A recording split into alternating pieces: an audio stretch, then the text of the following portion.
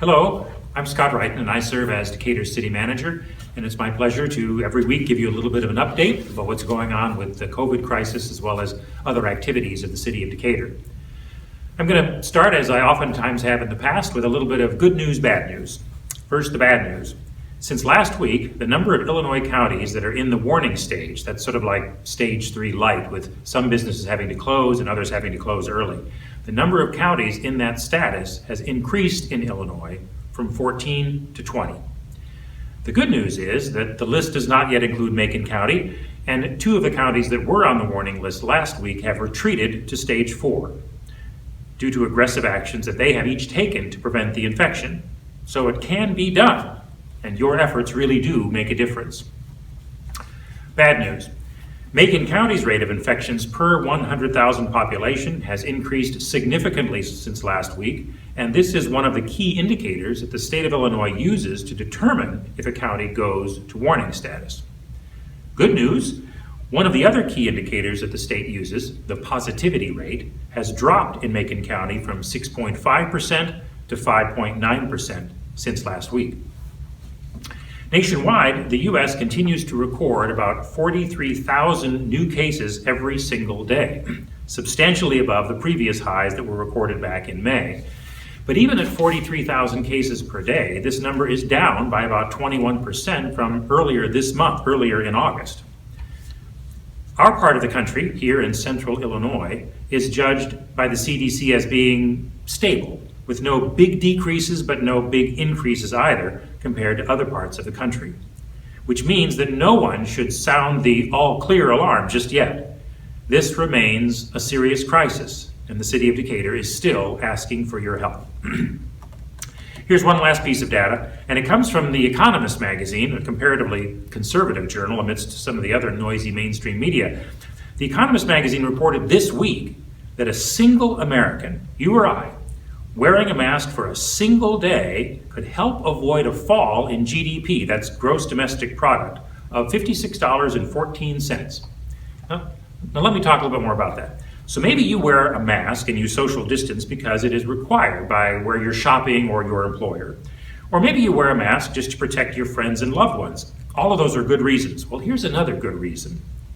It can prevent business and economic shutdowns, and the cost of that shutdown calculates out to $56.14 in real value to the economy for each day that each one of us wears a mask and social distances. $56.14 per person per day. Sounds to me like a pretty good return on something that only costs about 50 cents. A key part of the positivity rate and keeping it low is easy access to free testing for as many people as possible here in Macon County. Now, some of you may have heard that the state health department has been conducting a drive-through testing service in the parking lot of the Decatur Civic Center. There have been long lines. This state service will end this coming Sunday. But beginning Tuesday, September the 1st, next week, it will resume through a cooperative initiative hosted by Decatur Memorial Hospital, the County Health Department, the City of Decatur, and Crossing Healthcare. This free service will resume at the Decatur Civic Center parking lot Monday through Friday each week from 8 a.m. until 12 noon. Now, if you come, you'll have to wear a mask, but you do not have to have any symptoms before you get the test. Some citizens have had trouble getting tests if they don't exhibit symptoms. Crossing Healthcare will actually be performing the tests, and they'll be on site. Now, they might ask you why you want to have the test, but there will be no preconditions and no appointments are required for administration of this nasal swab test. There are, of course, other things happening in Decatur besides COVID, although some days it doesn't seem like it. The city has made substantial progress in sorting through and classifying all of the surplus property we received last year from the Macon County trustee. We now have nearly 1,000 vacant lots around the city, and we're trying to dispose of those properly as a part of our revitalization efforts. The city has classified more than half of these lots as side lots. What we mean by that is that these are comparatively narrow lots where it would likely not be financially viable to build a house or other structure on them, and their highest and best use would likely be simply to be sold to the adjoining property owner so that they can add them to their existing improved lots and improve the overall value, livability, and potential uses of their existing property. The City Council acted to remove some of the previous barriers to the simple acquisition of these lots that had prevented transfers in the past, and we have started to sell these lots. So if you are interested in acquiring any of these vacant properties that the City of Decatur owns, please contact our Community Development Department. I also want to tell you that the hardworking men and women of the Decatur Police Department continue their diligent work, even though it is doing so in the face of an uptick in shootings recently.